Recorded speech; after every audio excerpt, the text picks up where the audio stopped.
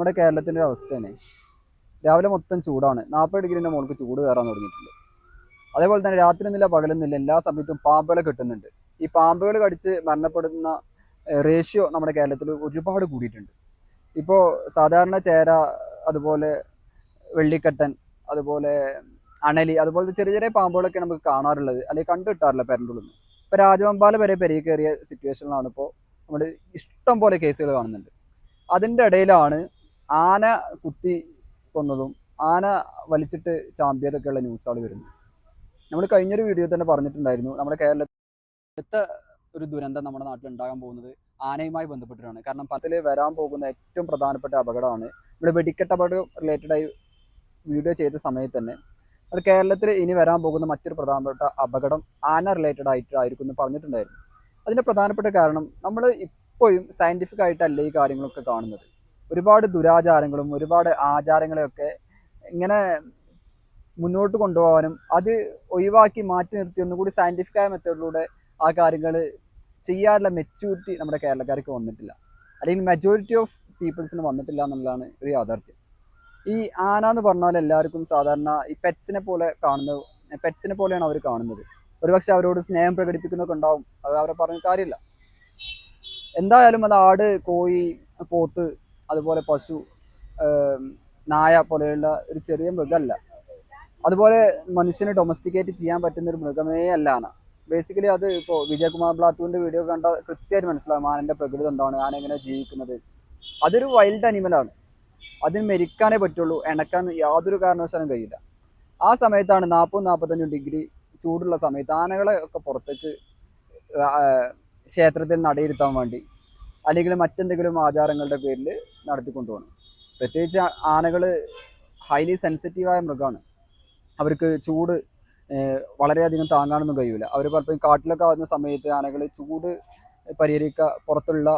പുറത്തൊക്കെ മണ്ണ് വാരിയിട്ടൊക്കെയാണ് ചൂട് കൺട്രോൾ ചെയ്യാൻ കഴിയുക. കാരണം അത്രയും ഏരിയ അതിന് ചൂട് ബിയർ ചെയ്യേണ്ടി വരുന്നുണ്ട്.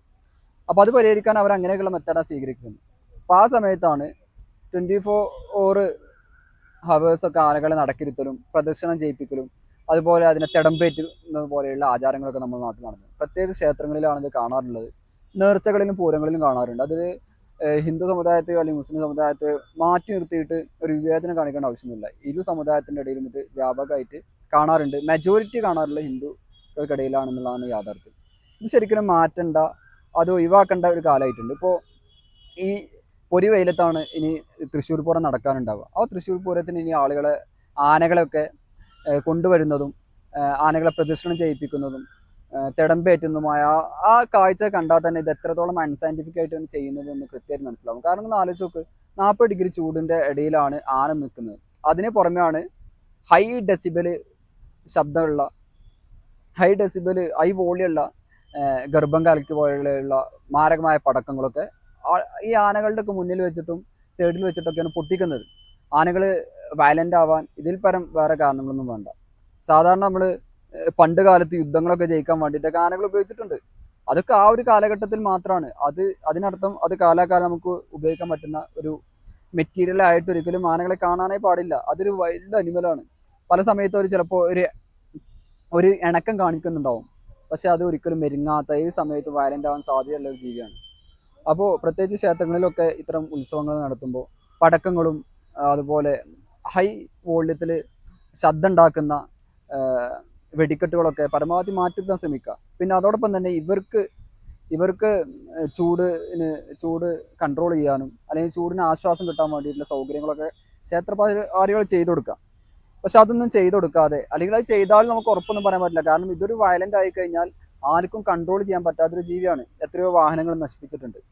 ഒരുപക്ഷെ അതിൻ്റെ മുന്നിൽപ്പെടുക ഇനി തൃശ്ശൂർ പൂരം പോലെയുള്ള വലിയ മാസ് ഗാദറിങ് വരുന്ന സ്ഥലങ്ങളിലൊക്കെ ഇത്തരത്തിൽ ആന വയലൻ്റ് ആവുകയോ മറ്റു കാര്യങ്ങൾ നടന്നു കഴിഞ്ഞാൽ കാഷ്വാലിറ്റി ഒരുപാടുണ്ടാവും. ഇപ്പോൾ 2000-ന് ശേഷം തന്നെ ഒരുപാട് ഇൻസിഡൻറ്റ് ഇത്തരത്തിൽ കണ്ടിട്ടുണ്ട്.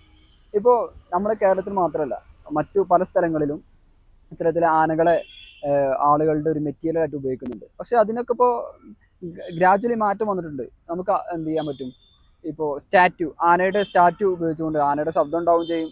ഇനി കൊമ്പും തുമ്പിക്കായി അനക്കണമെന്നുണ്ടെങ്കിൽ അതും അനക്കാൻ പറ്റുന്ന സൗകര്യങ്ങളുള്ള സ്റ്റാറ്റ്യൂസും അതുപോലെ അത്തരം സംവിധാനങ്ങളൊക്കെ ഇവിടെ ഉണ്ട്. അതൊക്കെ വേണമെങ്കിൽ ഉപയോഗിച്ചുകൊണ്ട് റീപ്ലേസ് ചെയ്തുകൊണ്ട് ഈ ഒരു പരിപാടി അവസാനിപ്പിക്കുക എന്നുള്ളതാണ് ഇതിനൊരു പരിഹാരം.